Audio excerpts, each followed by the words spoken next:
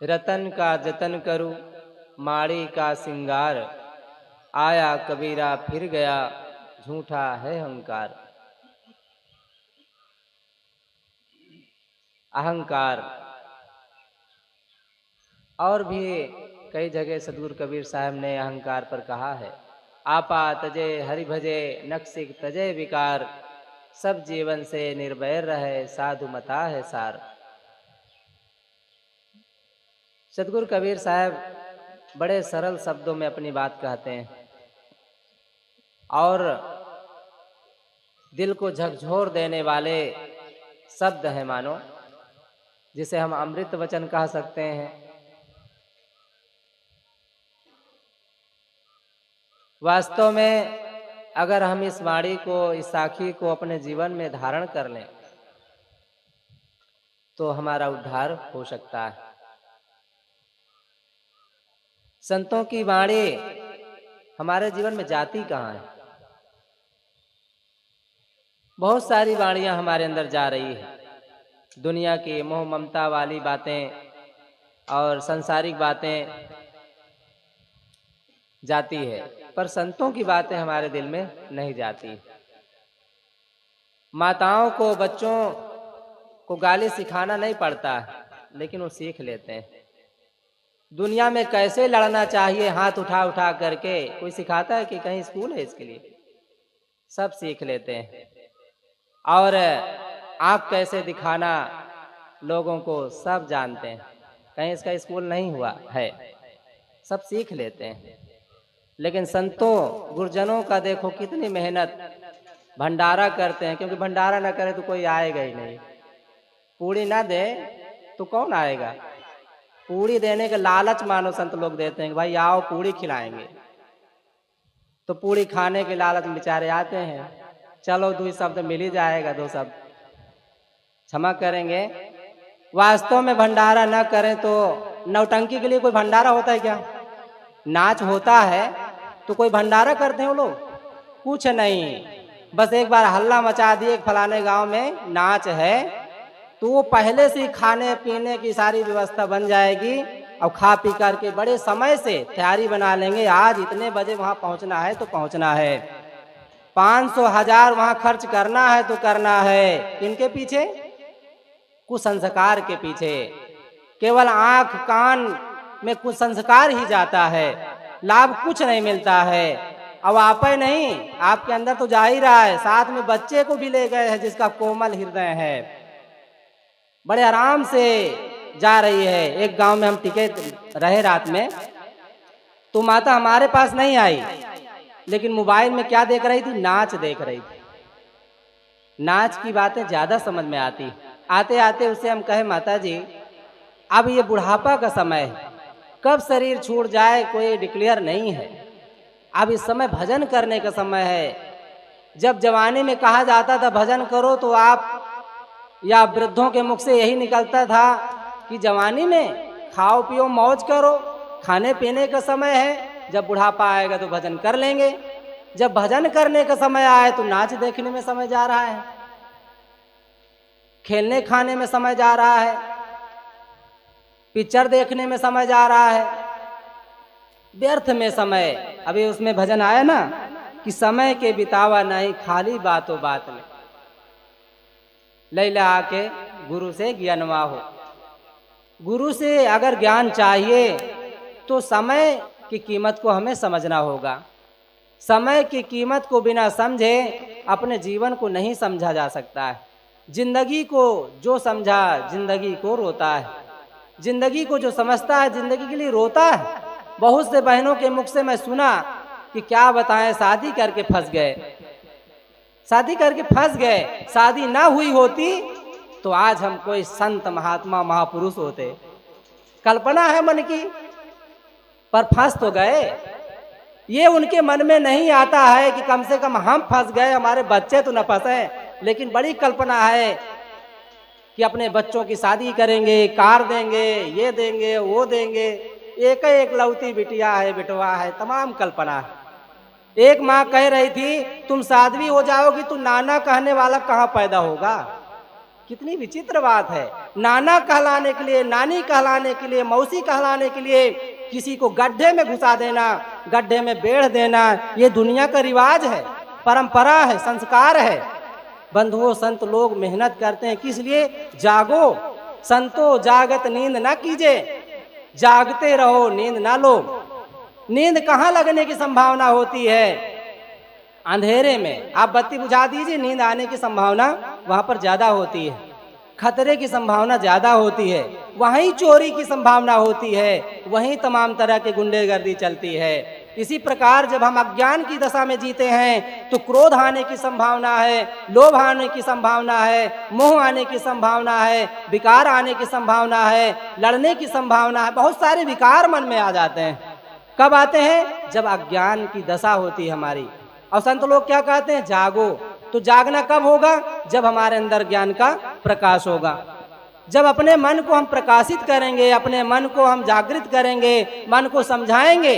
दुनिया को हम समझाते हैं, बेटे को समझाते हैं बेटा तम्बाकू नहीं खाना, पर अपना तम्बाकू रगड़े जा रहे हैं, अपना तम्बाकू खाए जा रहे हैं। बेटे को समझाते हैं बेटा बीड़ी नहीं पीना, सिगरेट नहीं पीना, गाली नहीं देना, पर अपना गाली दिए जा रहे हैं, अपना सिगरेट पिए जा रहे हैं, अपना जैसी तैसी जिंदगी जिए जा रहे हैं। कब समझेगा बेटा? कब वो जागेगा? जब हम खुद ही अंधेरे में हैं, हम खुद ही अज्ञान की दशा में जी रहे हैं, हम खुद ही जैसा तैसा जिंदगी जी रहे हैं, तो बेटे को कैसे समझा सकते हैं? बंधुओं, हंसने वाला हंसा सकता है, रोने वाला तो रुलाएगा ही ना। जब हम रो रहे हैं, खुद अपने जिंदगी से पीड़ित हैं, तड़प रहे हैं, संस्कारों के लिए कभी सोचते नहीं है, तो मैं कह रहा था संत गुरुजन कितने मेहनत करते हैं। देखो यहाँ संत गुरुजन आए, पाठ किए, शायद यहाँ पर 2-4 लोग बैठे रहे होंगे। बहुत हैं यहाँ पर, ऐसा नहीं है। कुछ लोग भोजन बनाते होंगे, कुछ लोग बैठे बढ़िया, क्योंकि भंडारा करने आए, यहाँ सत्संग थोड़ी सुनने आए हैं। भंडारा करने के नाम पर अब उनको कहो कि सामने बैठो, तो कुर्सी मिली है, कैसी भी है कुर्सी भाई, माने रखती है। बड़े बड़े लोगों को ये पहचाने रखती है। इसी कुर्सी की तो झगड़ा है दुनिया में।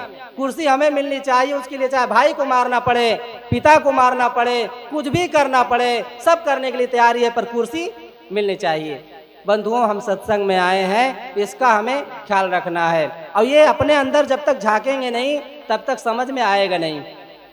तो मैं कह रहा था रतन का जतन करूं। ये रत्न है हमारा जीवन, मानव जीवन हमारा ये रत्न के समान है।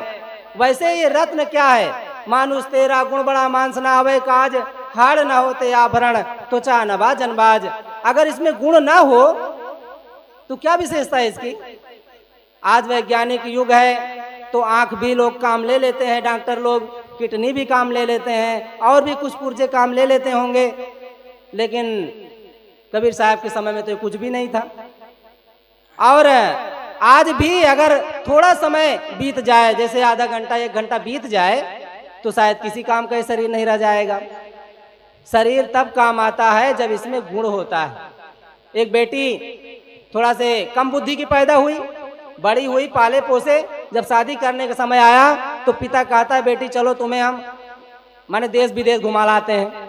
ट्रेन में ले गए और बैठाए कि बेटी हम आ रहे हैं, बस चले गए। अब बेटी तो कम बुद्धि की थी, समझ भी नहीं थी कि किस गांव से आ रहे हैं, किस ट्रेन में बैठे हैं, कौन से स्टेशन में बैठे हैं, ये भी उसको पता नहीं है। बस बैठे, अपना छोड़ के चला गया और वो बेटी चली गई। फिर ऐसे ही बेटियां समय से पगलाती हैं, घूमती हैं, जैसे तैसे जीवन जीती हैं, लोग भिक्षा दे के काम चलता है उनका। तो कहने का भाव ये है कि हमारा जो स्वार्थ बुद्धि है ना, अहंकार बुद्धि है, उसे हमें हटाना है। जब हमारा अहंकार खत्म होगा तब इस रतन को समझ में समझेंगे। ये रतन जीवन बड़े भाग मानुष तन पावा, सुर दुर्लभ सदग्रंथन गावा। बड़े भाग से जीवन मिला है, इसको तब तब समझेंगे जब इसमें हम स्वार्थ बुद्धि को, अहंकार बुद्धि को छोड़ेंगे। अहंकार को हमें छोड़ना है तो निश्चित है ये रतन हमें समझ में आएगा। रतन बहुत कीमती होता है, उसको कोई जहां तहां नहीं फेंक के रखता है, जैसे तैसे अलमारी में नहीं रख देता है। आप चांदी शायद सबसे सस्ता होगा, सबसे तो नहीं कह सकते हैं, सोना हीरा से तो बहुत सस्ता है, तो उसको भी लोग बड़े जुगत से रखते हैं, बड़ा इंतजाम करके रखते हैं, पोटली पर पोटली बांध के संदूक के ताला पर ताला लगा करके रखते हैं। लेकिन ये शरीर जो सबसे कीमती है, जिसके कारण सोना है, हीरा है, मोती है, दुनिया है, देवी देवता भगवान भवानी सब इसी के कारण है। अगर ये रतन को ना समझा गया तो देवता को नहीं समझा गया, भगवान को नहीं समझा गया, या हीरा मोती को नहीं समझा गया। और जो दुनिया की कीमत है सब बेकीमती है, सबकी कोई कीमत नहीं है। आपकी कीमत है, इसलिए सबकी कीमत है। हम अपने कीमत को नहीं समझते हैं, इसलिए हमें इस रतन को समझना है। रतन का जतन करो, माने इसका ऐसा जतन पूर्वक युक्ति पूर्वक जीना है। प्रेम पाठ का चोलना, पहिर कबीरू नाच, पानिप दीनो तास को, जो तन मन बोले साच। इसके जो रतन स्वभाव है उसको तब समझ पाएंगे जब प्रेम का जीवन जिएंगे। प्रेम का जीवन, प्रेम से झाड़ू लगाओ, प्रेम से भोजन बनाओ, प्रेम से कोई काम करो, प्रेम से नौकरी करो, प्रेम से दुकान पर बैठो, किसी ग्राहक को देवता समझो, जो ग्राहक है उसको देवता समझो, कांटा ना मारो। ऐसा जब भाव आएगा तब इस जीवन को हम समझ पाएंगे, तब इसको मानो हम व्यवस्थित जीवन माने जी रहे हैं, इस रतन को समझ पा रहे हैं। और समझेंगे तभी तो इससे लाभ ले पाएंगे। तो रतन का जतन करो, माड़ी का श्रृंगार। बाकी तो माड़ी, जैसे माड़ी कपड़े में जब चढ़ा दिया जाता है तो चमकता है और खंखर बढ़िया दिखता है, सुंदर है। लेकिन जैसे धोल दिया जाता है सब खत्म, कहानी सारी चमक उसकी खत्म हो जाती है। ऐसे एक दिन ऐसा आएगा कि जो आज की चमक है नहीं रह जाएगी। एक लड़की थी, उसको गांव के लोग, बहुत से लोग, टीवी प्रचारक लोग विश्व सुंदरी कहते थे। उसके पिता विश्व सुंदरी नहीं कहते थे। एक दिन नाराज होकर के अपने पिता से कहती है, पिताजी सब मुझे विश्व सुंदरी कहते हैं, लेकिन आप ही विश्व सुंदरी मुझे नहीं कहते हैं। तो पिता बोलते हैं, बेटी ठीक है, मैं विश्व सुंदरी कहने के लिए तैयार हूँ, लेकिन 60 वर्ष में भी तू ऐसे ही रहना, चमकती रहना, तब कहने के लिए मैं तैयार हूँ। कौन चमकेगा? 60 वर्ष के बाद मुंह पोपला हो जाता है, दांत उखड़ जाते हैं, चूहा जैसे घुसने के लिए बिल बन जाता है, और उसको कौन विश्व सुंदरी कहेगा? सोचो जरा। तो आज ये जाने वाला है, आज ये नहीं रहेगा, ये सुख नहीं रहेगा, ये दुख भी नहीं रहेगा, ये दुनिया नहीं रहेगी आपके लिए। हमारे दादा अगर खत्म हो गए तो उनके लिए दुनिया नहीं रही, हमारे नाना खत्म हो गए उनके लिए दुनिया नहीं रही, हमारे पुरखे खत्म हो गए इसलिए उनके लिए दुनिया नहीं रही। एक दिन हमारे लिए भी दुनिया खत्म हो जाएगी, क्योंकि हमारा जीवन ही नहीं रहेगा। देखने वाला दृष्टा नहीं रहेगा तो दृश्य कहाँ से दिखेगा? अगर दृष्टा को हम समझ पाए तो दृष्टा में ही शांति है, संतोष है। राह खरगिज नया भी तानगिरी चार तर्क, तर्क दुनिया तर्क उकबा तर्क मौला तर्क तर्क। किसी सूफी संत ने बहुत ही सुंदर बात कही, सच्चा रास्ता तब तक नहीं मिलता जब तक चार का त्याग नहीं होता है। चार का त्याग क्या है? तर्क, दुनिया, दुनियादारी का त्याग। दुनियादारी का त्याग करें, माने जो मोह ममता हमारा अर्जन है उधर से जहाँ हम फिसल जाते हैं और मोह ममता कर बैठते हैं, दुखी हो जाते हैं, तमाम तरह के अपने लिए जाल बिछा लेते हैं, उसका त्याग करो। तर्क दुनिया तर्क उकबा, स्वर्ग का त्याग। जो भगवान कहते ना स्वर्ग में जाएंगे, पंडित लोग कहते हैं स्वर्ग में जाओगे तब शांति पाओगे। यहाँ शांति नहीं मिलेगी, यहाँ तो बस हमको पैसा देते रहो, हमारे मंदिर में पूजा करते रहो, जल चढ़ाते रहो, बस स्वर्ग जाओगे, मरने के बाद तुम्हें शांति मिलेगी। अरे मरने के बाद कौन देखा है?